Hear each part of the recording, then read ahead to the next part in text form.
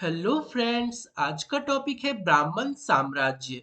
इससे पहले हम लोगों ने मौर्य साम्राज्य अर्थात मौर्य वंश को कम्प्लीटली खत्म कर दिया था। आज हम लोग ब्राह्मण साम्राज्य को शुरू कर रहे हैं, जिसके अंतर्गत जो है तीन वंश आते हैं: शुंग वंश, कण्व राजवंश एवं सातवाहन वंश।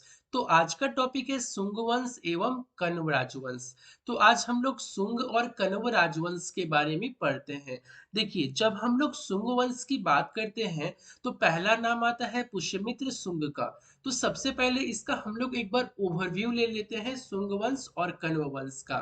तो स्टार्ट करते हैं शुंग वंश से। देखिए, जब हम शुंग वंश की बात करते हैं तो शुंग वंश का पहला शासक अर्थात इसका संस्थापक कौन था? पहला शासक अर्थात इसकी संस्थापक के बारे में अगर पूछा जाए तो आपका आंसर हो जाएगा पुष्यमित्र शुंग। ठीक है, पुष्यमित्र शुंग आपका इसका आंसर हो जाएगा। पहला शासक पूछा जाए शुंग वंश का या फिर शुंग वंश की संस्थापक की बात की जाए। देखिए, इससे बहुत सारे क्वेश्चन बनते हैं। इसके काल में बहुत सारे ग्रंथ की रचना की गई थी। जैसे अगर हम बात करें, अगर आपसे क्वेश्चन पूछा जाए कि मगध पर शासन करने वाला पहला गैर क्षेत्रीय राजवंश कौन था, तो इसका आंसर हो जाएगा शुंगरांश। तो इसका आंसर हो जाएगा शुंग राजवंश।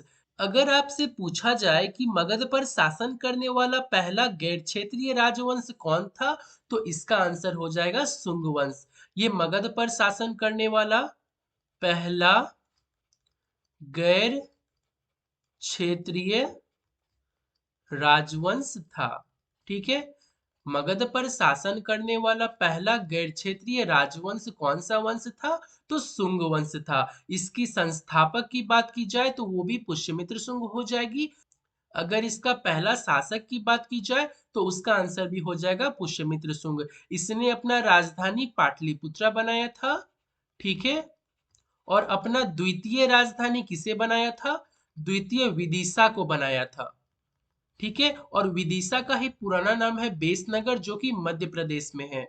विदिशा का पुराना नाम क्या है? बेसनगर। कहाँ पर स्थित है? तो मध्य प्रदेश में स्थित है। पुष्यमित्र शुंग कैसा व्यक्ति था? तो ये कट्टर ब्राह्मण था। कैसा था? कट्टर ब्राह्मण के अंदर इसका नाम आता है। इसने कितने वर्षों तक शासन किया? तो इसने 36 वर्षों तक मगध पर शासन किया था। कितने वर्षों तक? तो 36 वर्षों तक इन्होंने मगध पर शासन किया था। अगर आपसे ऐसा पूछा जाए कि भारत में पुनः वैदिक धर्म की स्थापना करने का श्रेय किसे जाता है? पुनः वैदिक धर्म स्थापित करने का श्रेय किसे जाता है? तो ये भी जाता है पुष्यमित्र शुंग को। ठीक है, अभी हम लोगों ने कौन कौन सा क्वेश्चन देखा। सबसे पहले हम लोग जब शुंग वंश की बात करते हैं तो उसका पहला शासक अर्थात संस्थापक पुष्यमित्र शुंग है, और यह मगध का पहला गैर क्षेत्रीय राजवंश था। इसकी पहली राजधानी पाटलिपुत्र थी, अर्थात पुष्यमित्र शुंग ने पहली राजधानी पाटलिपुत्र बनाई थी और दूसरी राजधानी विदिशा बनाई थी। विदिशा का ही पुराना नाम है बेसनगर, जिसे अभी मध्य प्रदेश में अभी वो स्थित है। पुनः वैदिक धर्म स्थापित करने का श्रेय किसे जाता है? तो ये भी पुष्यमित्र शुंग को जाता है। इसके बारे में हम लोग और डिटेल में थोड़ा देखते हैं। देखिए, इसने अनेक बौद्ध स्तूप तथा मठ को ध्वस्त किया था। बौद्ध स्तूप तथा मठ को इन्होंने तथा लिख दीजिए, मठ को इन्होंने ध्वस्त किया था। पुष्यमित्र शुंग की बात की जा रही है। इसने बहुत सारे बौद्ध स्तूप तथा मठों को ध्वस्त किया था। इसीलिए जो है पुष्यमित्र शुंग बौद्ध धर्म के विरोधी शासक माने जाते हैं। पुष्यमित्र शुंग बौद्ध धर्म के विरोधी शासक क्यों माने जाते हैं? क्योंकि इन्होंने बहुत सारे बौद्ध स्तूप तथा मठों को ध्वस्त कर दिया था। इसी के समय में जो है बौद्ध एक पुस्तक है अर्थात बौद्ध ग्रंथ है, जातक की रचना की गई थी। पुष्यमित्र शुंग अर्थात शुंग वंश के काल में ही जातक पुस्तक की रचना की गई थी, जो कि बौद्ध का एक पुस्तक है। और पाणिनि ने इसी के समय में अष्टाध्याय की रचना की थी। पाणिनि द्वारा अष्टाध्याय की रचना इसी के काल में हुई थी। ठीक है, और अष्टाध्याय कैसा ग्रंथ है? तो ये व्याकरण ग्रंथ है। अष्टाध्यायी कैसा ग्रंथ है? व्याकरण ग्रंथ है। इसी के समय में गर्गी संहिता भी लिखा गया था गर्गी के द्वारा। गर्गी संहिता गर्गी के द्वारा लिखा गया था इसी के काल में, अर्थात पुष्यमित्र शुंग के काल में। और हरिवंश की भी रचना की गई थी। हरिवंश की रचना किसके द्वारा की गई थी? तो हरिवंश की रचना क्या था, जीनसेन के द्वारा। ठीक है, हरिवंश की रचना जीनसेन के द्वारा इसी के काल में किया गया था। एक बार हम लोग इसका शॉर्ट रिवीजन कर लेते हैं, अभी हम लोग क्या क्या पढ़े हैं। तो देखिए, शुंग वंश का पहला शासक अर्थात संस्थापक किसे माना जाता है? तो पुष्यमित्र शुंग को माना जाता है। अगर आपसे ऐसा क्वेश्चन आता है कि मगध पर शासन करने वाला पहला गैर क्षेत्रीय राजवंश कौन वंश था, तो इसका भी आंसर हो जाएगा शुंग वंश। अगर ऐसा क्वेश्चन पूछा जाता है कि इन्होंने अपनी पहली राजधानी किसे बनाई थी, तो आपका आंसर होगा पाटलिपुत्रा। दूसरी राजधानी की जब बात की जाए तो विदिशा। विदिशा का पुराना नाम क्या है? बेसनगर। कहाँ पर स्थित है? मध्य प्रदेश में। पुष्यमित्र शुंग कैसे थे? तो यह कट्टर ब्राह्मण थे। 36 वर्षों तक इन्होंने शासन किया था। ठीक है, अगर आपसे क्वेश्चन पूछा जाए कि पुनः वैदिक धर्म की स्थापना करने का श्रेय किसे जाता है, तो ये भी पुष्यमित्र शुंग को ही जाता है। इसने जो है बहुत सारे बौद्ध स्तूप तथा मठों को ध्वस्त कर दिया था, इसीलिए इसे बौद्ध धर्म का विरोधी शासक माना गया है। इसके काल में बहुत सारे ग्रंथ की रचना की गई थी, जैसे कि बौद्ध ग्रंथ जातक की रचना इसी के काल में हुई थी। गर्गी संहिता की रचना गर्गी द्वारा इसी के काल में हुई थी।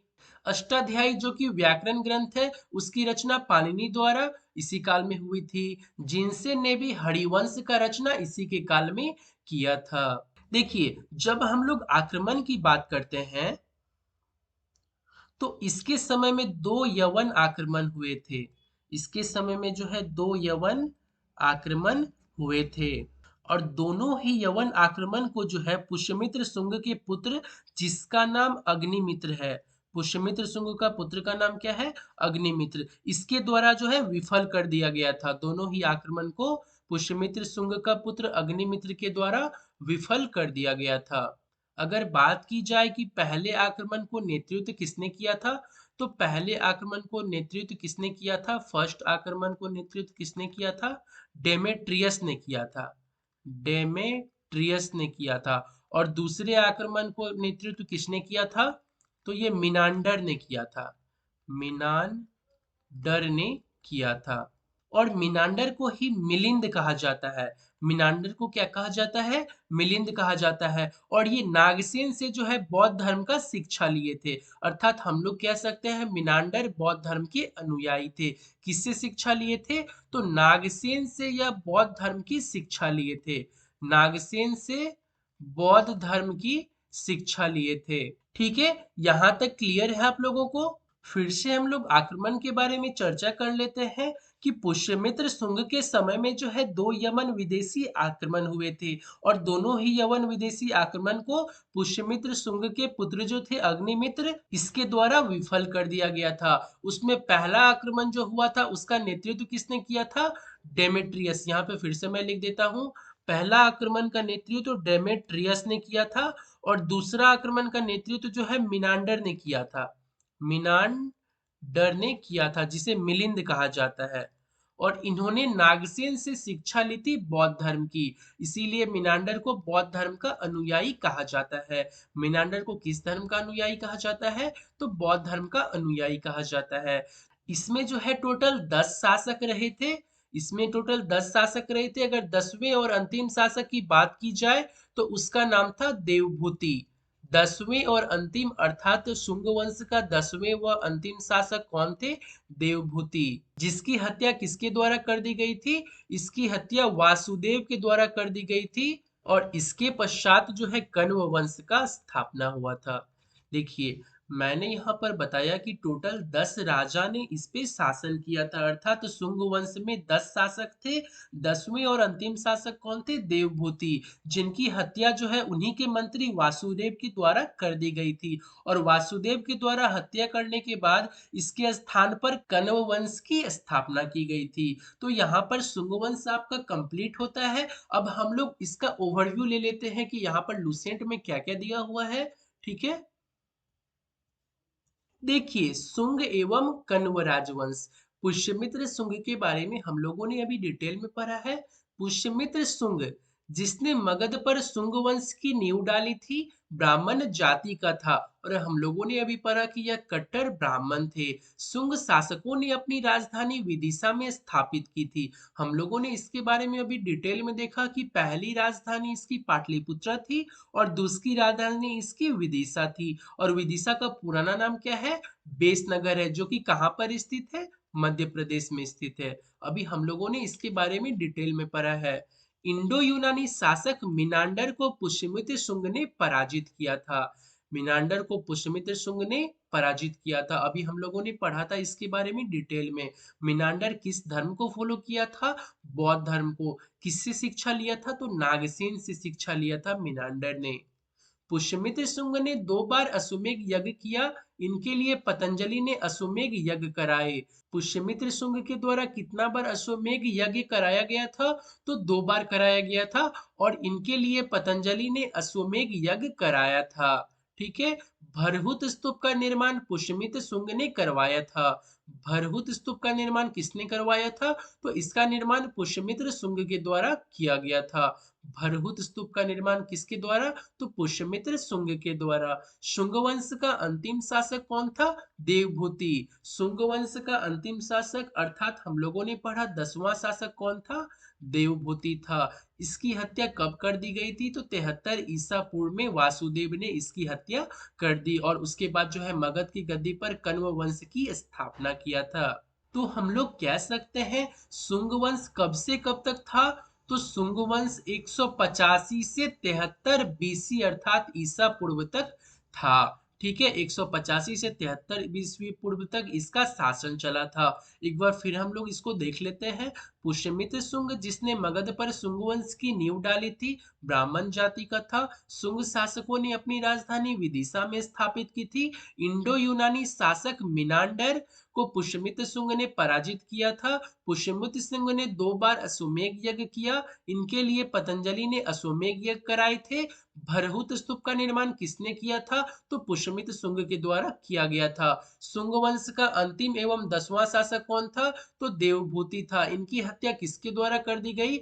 वासुदेव के द्वारा 73 ईसा पूर्व में कर दी गई थी। और मगध की गद्दी पर कण्व वंश की स्थापना कर दी गई थी। ठीक है। अगर हम लोग कण्व वंश की बात की जाए, देखिए यहाँ पर लूसेंट में आप लोगों को उतना नहीं दिया रहता है। लूसेंट सेम समझिए एनसीईआरटी के जैसा है। एनसीईआरटी में जैसे एक सेंटेंस में बहुत सारा चीज छुपा हुआ रहता है, वैसा ही सेम लूसेंट है। इसलिए मैंने आप लोगों को सबसे पहले एक ओवरव्यू दे दिया, ताकि आप लोगों को लूसेंट का लाइन अच्छे से समझ में आए। और मैं इसी तरह पूरा लूसेंट को खत्म कर दूंगा, फिर आपको एग्जाम में क्वेश्चन सॉल्व करने में आसानी होगी। देखिए, कण्व वंश की जब हम बात करते हैं, तो इसके बारे में इसमें दिया गया है कि इसका अंतिम राजा सुशर्मा हुआ। कण्व वंश का संस्थापक कौन था? तो वासुदेव कण्व वंश का संस्थापक कहलाएगा, क्योंकि इन्होंने ही इसकी नींव डाली थी। और कण्व राजा को जो है, कण्व राजा को पुराण में शुंग मित्र कहा गया है। कण्व राजा को पुराण में क्या कहा गया है? शुंग मित्र कहा गया है कण्व राजा को। कण्व साम्राज्य पे पहला आक्रमण का बात किया जाए, तो शक का पहला आक्रमण हुआ था कण्व राज्य पे। किसका हुआ था? शक का पहला आक्रमण हुआ था कनराज पे।